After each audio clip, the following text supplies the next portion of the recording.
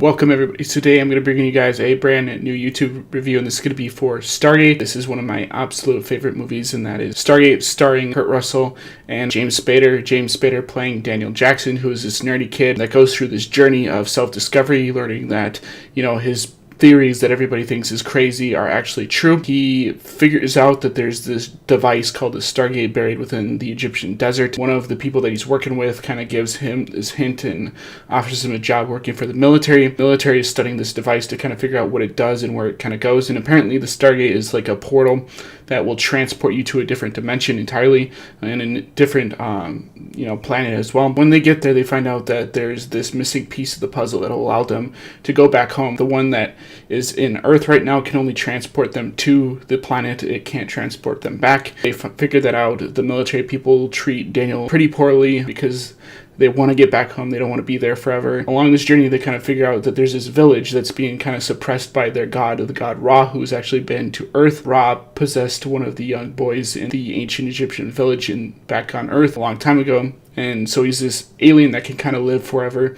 He's got this chamber or sarcophagus that he kind of lays in that can kind of heal him if he's ever in battle and gets wounded. Pretty much can heal pretty much all wounds. It's kind of like the device in Elysium where you kind of lay in the bed and it kind of can heal you back to life. They later learn that the military kind of has a different plan, that if they can't make it back home, that Kurt Russell activates a bomb that kind of explodes, and then therefore they pretty much sever the ties between the portal of Stargate from both ends from kind of meeting together. While there, Daniel Jackson realizes that these villagers are being suppressed with knowledge by Ra.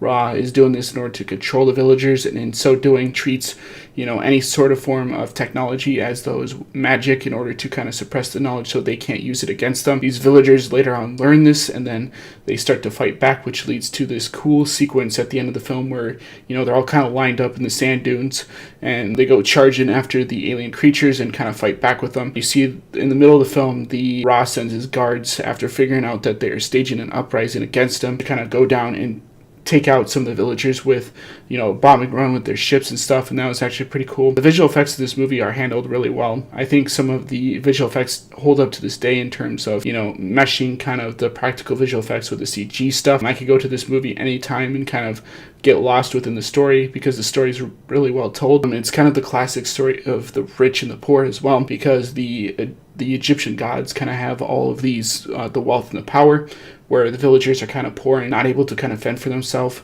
They do pretty well, but their villages are kind of dying in a way. They meet some strange creatures along the way as well, in this film. And this movie definitely delivers in terms of mixing the old with the new. This spawned the TV show Stargate SG-1 of the same name. Another one of my favorite moments is when, Kurt Russell shoves the bomb with Ra down the one of the little portal shafts that can kind of transport them from A to B within the pyramid. The alien creature Ra kind of comes out the other side with the bomb and everything and explodes, and I thought that was pretty sweet. There's some interesting points where Ra kind of forces Kurt Russell's character to kind of make a choice between him and his friends and try to sacrifice his friends so that he can kind of gain power and gain leadership within the ranks of the alien infantry. He chooses not to do that, obviously. There's cool action sequences within this movie, and I think audiences of all ages will definitely find an enjoyment out of this film. This movie kind of has adult themes as well as sort of, themes for children. There's one point in time in this movie where Kurt Russell's character offers one of the young kids a cigarette lighter, and since this kid has never seen a cigarette lighter, he kind of reacts in sort of a,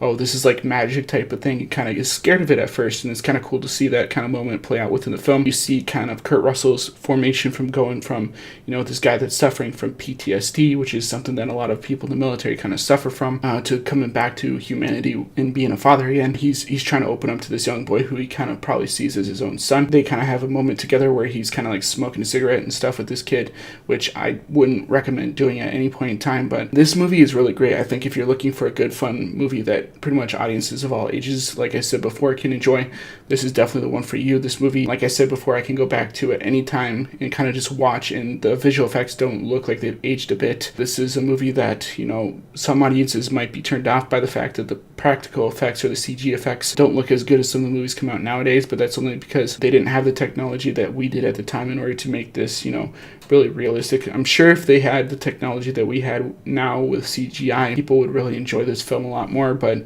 this is still a really good movie even with all that stuff in there. So I would give Stargate with Kurt Russell and James Spader an A. This is definitely a movie that, influenced me a lot as a kid. And this deals with the subject of the ancient astronaut theory a little bit because, these aliens come from Earth and they kind of, help shape mankind in a way.